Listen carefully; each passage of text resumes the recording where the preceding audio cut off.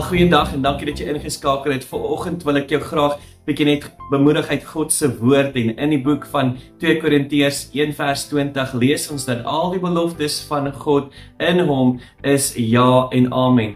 Is dit nie wonderlik om te weet dat God se antwoord vir ons vandag is ja en amen?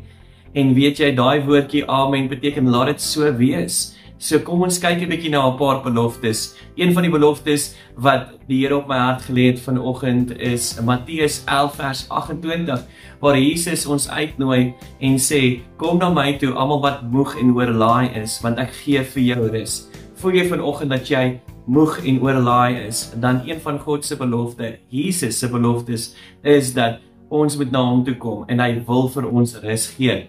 Wil jy dit nie vanoggend doen nie? Kom ons sluit ons oë en ons bid saam.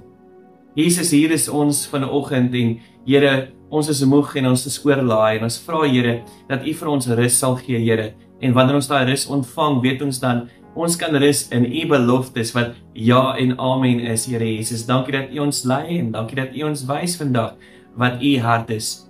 In Jesus naam bid ek dit. Amen. Mag jy 'n wonderlike dag beleef in Jesus naam. Amen.